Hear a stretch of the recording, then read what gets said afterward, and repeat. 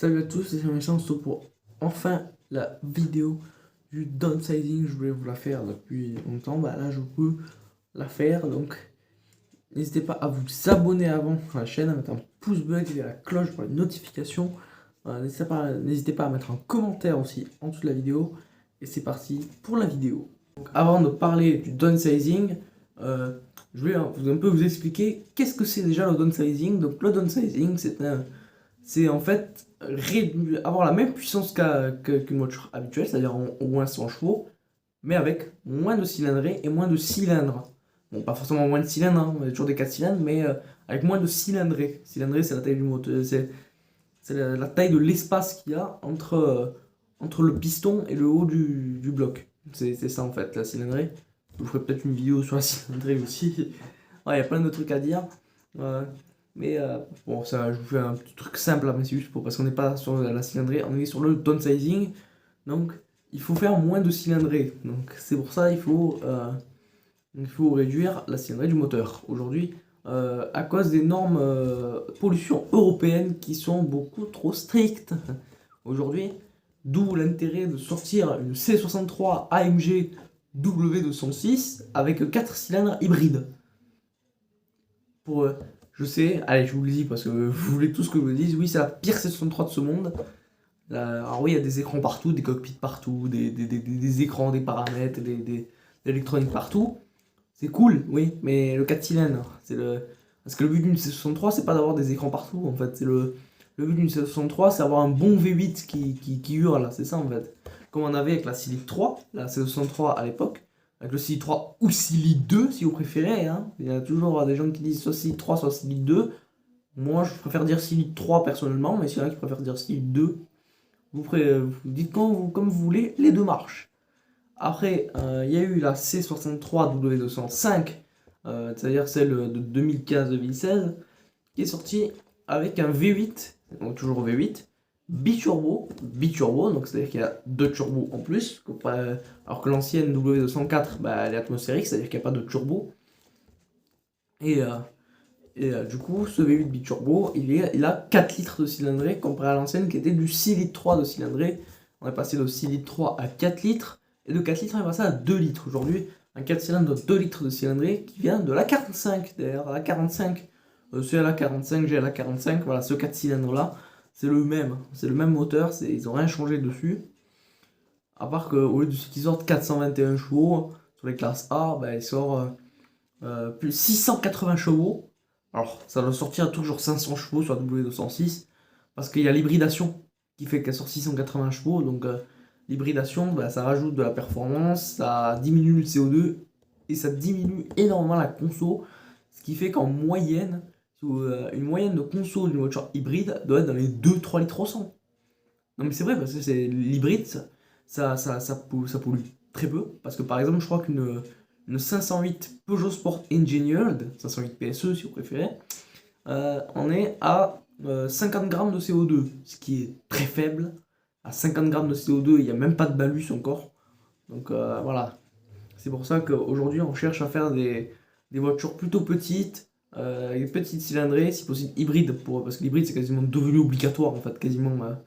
Enfin, il n'est pas obligatoire officiellement, mais vu les normes européennes, il faut quasiment passer à l'hybride, quoi, pour pas avoir un truc qui pollue trop. Donc, c'est pour ça qu'aujourd'hui, on est dans le downsizing. Après, ces voitures downsizées, je sais pas, c'est des voitures voilà, en plus, sont pas vraiment folles. Une A45 AMG, bon, elle a toujours été 4 cylindres, ça change pas trop.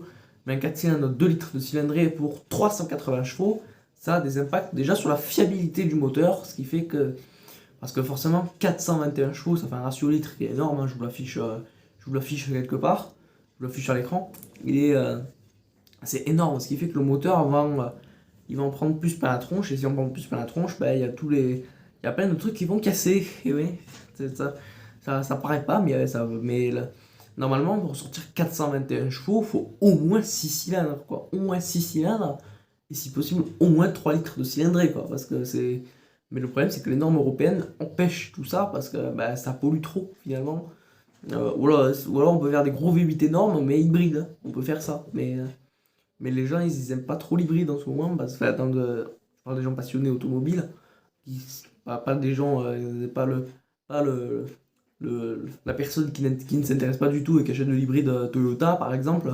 Voilà, ça, ces gens-là, ça les dérange pas trop d'acheter de l'hybride.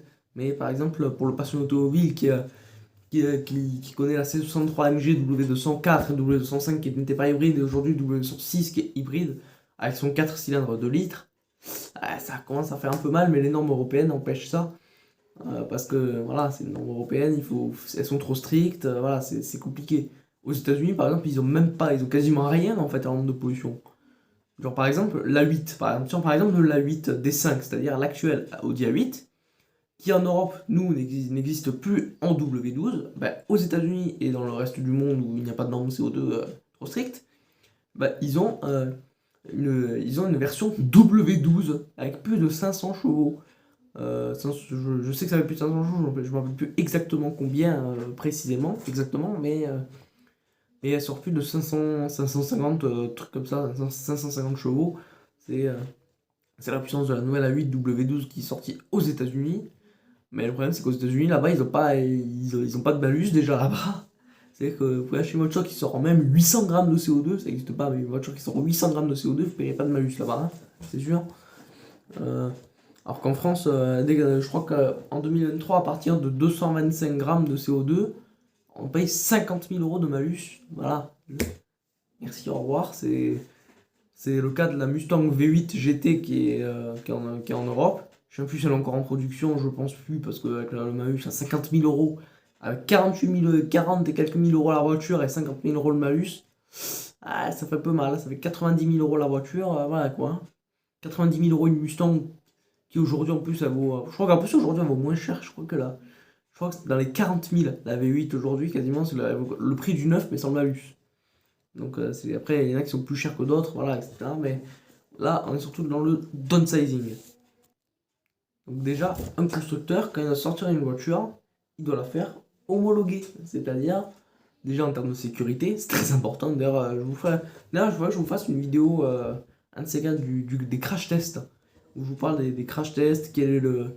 Et même, voire même sensibiliser des gens au crash test, d'acheter les voitures, si possible, les plus notées au crash test.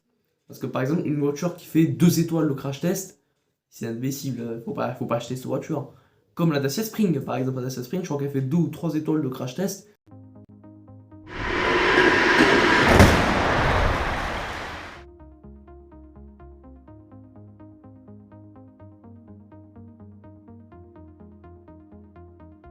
Ce qui est pas nul, mais moyen, quoi.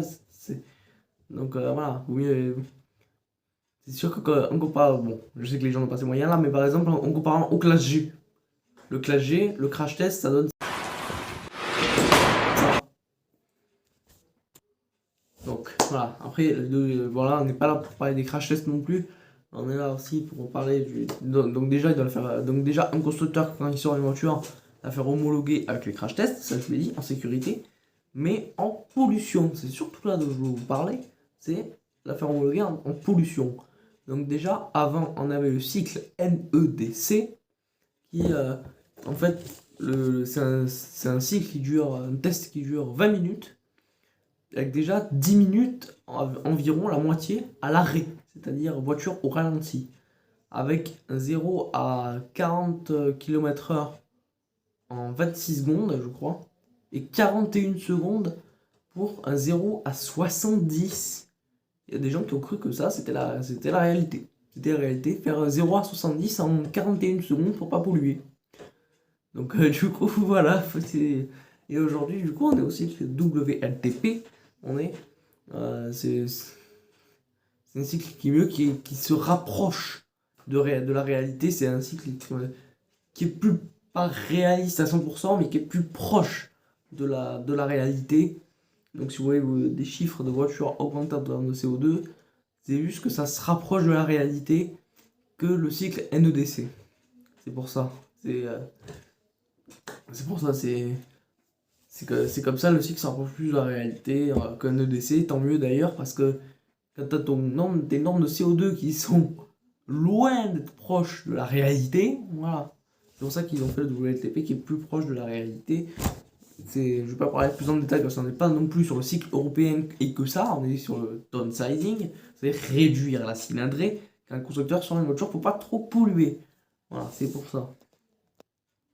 Donc après, les motorisations qui ont remplacé des moteurs, enfin des moteurs plus gros, mais des moteurs downsizés qui sont remplacés par des moteurs plus gros, comme par exemple chez PSA, tous les petits moteurs 1 litre VTI, tout ça qu'il y avait à l'époque, il est remplacé par le moteur que vous détestez tous, avec la couronne à l'huile, le fameux 1 litre 2 PureTech. Et oui, il était là pour remplacer ces moteurs, pour remplacer des moteurs pour les petites voitures en général, c'est surtout pour ça, pour les 208 et tout, c'était pour remplacer les 4 cylindres, c'était les 4 cylindres essence. Donc, bon, après aujourd'hui, maintenant, on a le 3008 en 1 litre de PureTech, et après, il existe en 1 litre 6 PureTech hybride, mais à la base, le 1 litre de PureTech, il était là pour remplacer les 4 cylindres essence chez PSA pour les petits modèles, on va être sur de la 108, de la 208, la 108 existe en 1 litre 2 VTI, comme le 1 litre 2, ouais, 2 VTI, voilà, c'est toujours ce même 1 litre 2, mais à part qu'elle est en 2014, quand la voiture est sortie, c'était pas encore PureTech, ça arrivait en 2016-2017 le PureTech, donc c'est juste après le nom qui change, hein, mais sinon c'est le même moteur, c'est la même motorisation, c'est le même moteur avec la couronne de distribution dans l'huile, avec la couronne qu'il faut faire tous les 40 000 km. Voilà, c'est ça. Mais par exemple aussi, il y a eu chez Ford, sur l'ancienne Fiesta, il y a eu par exemple sur la 6, il y a eu des moteurs 1 litre de cylindrée, 3 cylindres EcoBoost, qui étaient là pour remplacer les moteurs 1 litre 6, 1 litre 6 et 2 litres. Donc en fait, c'était ça, en fait, ça sert à remplacer des moteurs plus gros qui polluent et qui ne passent plus aux normes européennes. Donc quand une motorisation ne passe plus européenne, il faut se dépêcher de créer un moteur plus petit en fait. C'est ça en fait.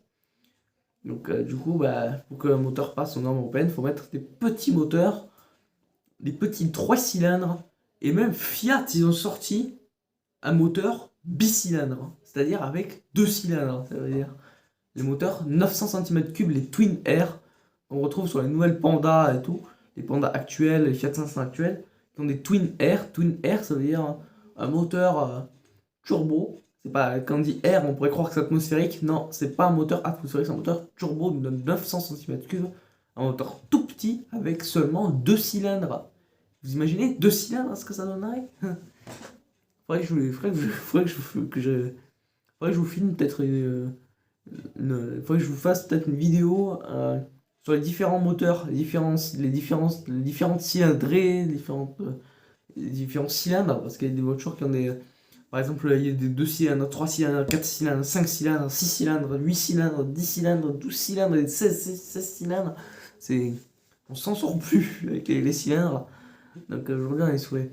Donc par exemple, Fiat, ils ont sorti les Twin Air bicylindres, c'est-à-dire qu'il n'y a que 2 cylindres, je vais vous le dire, qui est un moteur tout petit, c'est un 900 cm3, c'est un moteur de moto. C'est un moteur de moto, tout simplement. 900 cm3, il n'y a que des motos qui ont des 900 cm3 à la base. Et maintenant, on a des 900 cm3 dans des voitures aussi.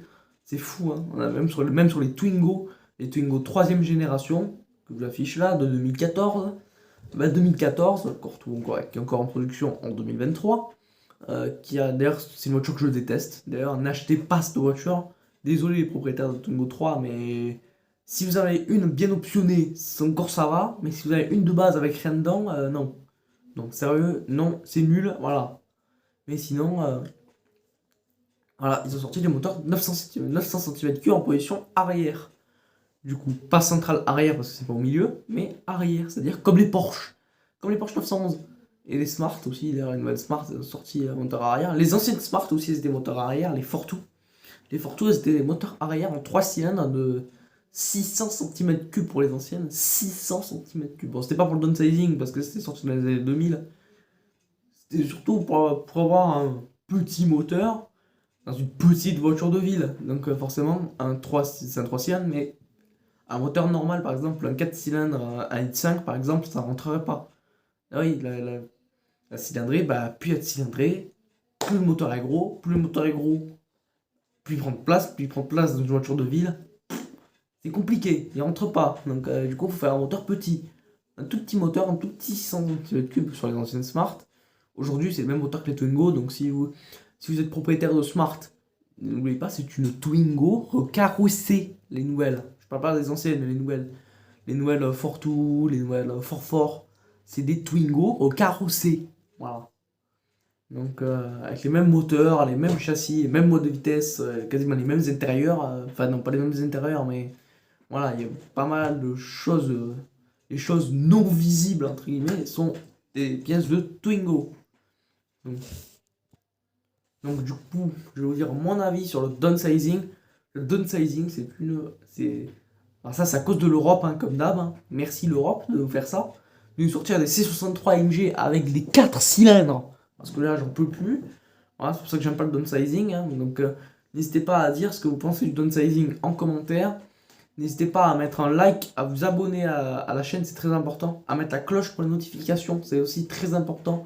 On se retrouve pour une prochaine vidéo et au revoir.